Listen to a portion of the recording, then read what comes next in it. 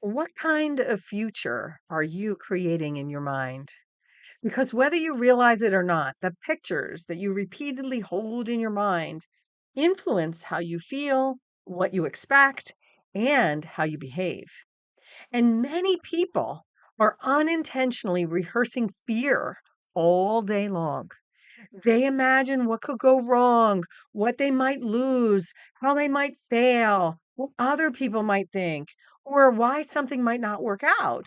And when that becomes your dominant focus, well, it becomes very difficult to feel hopeful or energized or motivated to change.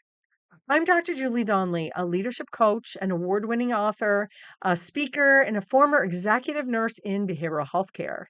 And I help people to lead themselves and others with more calm, clarity, and confidence. Now, in my book, Does Change Have to Be So Hard? I talk about how mindset shapes the way we experience change.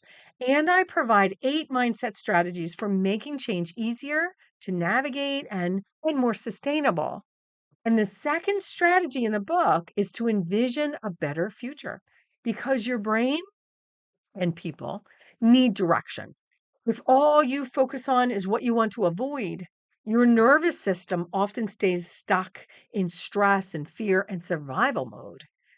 But when you begin intentionally focusing on what you want to create, what it's going to look like, how it's going to feel, your mindset starts shifting. It doesn't mean that you ignore reality. It means you stop feeding the fear and giving the fear more attention than the possibility of creating something new. This is especially important during difficult seasons of our lives. Right now, many people are overwhelmed by uncertainty. There's a lot of uncertainty. There's pressure at work, there's financial stress, there's rapid change, there's concern about our future, constant information. And for many people, discouragement quietly begins to take over. That connects directly to why change is hard, which I describe in the book. The D of hard, HARD, is discouragement.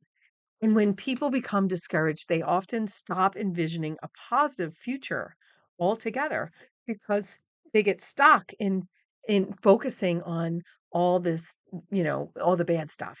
They stop believing that meaningful change is possible. And when hope disappears, well, action often disappears with it. And without action, nothing's going to change. And that's why vision matters so much because vision creates this emotional energy. It pulls you towards something positive, something that you want to create.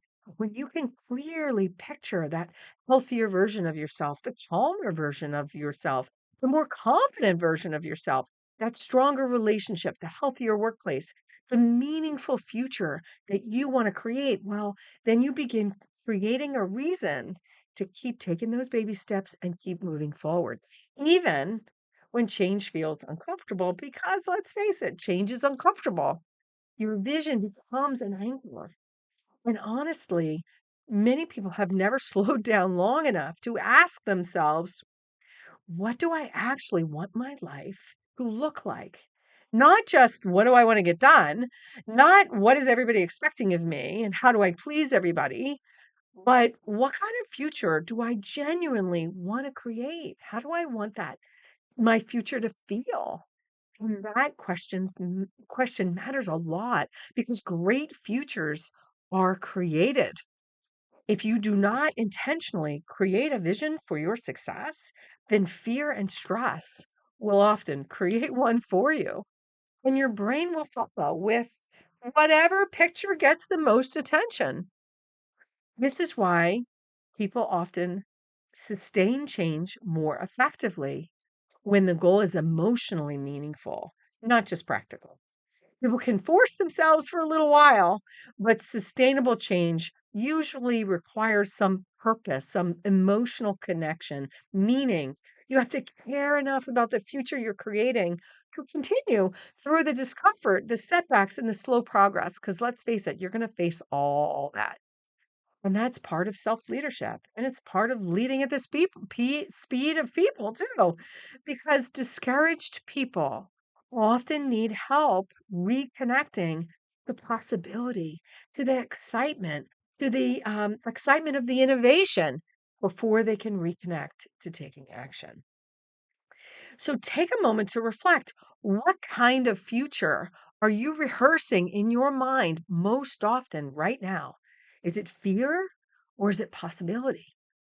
Now, this strategy comes directly from my book, Does Change Have to Be So Hard? Where I explain these strategies in much more depth. To learn more, you can visit my website, drjuliedonley.com, or search for Does Change Have to Be So Hard on Amazon. Now, if this resonated with you, then be sure to like the video, subscribe to the channel, and share it with someone who wants to lead at the speed of people.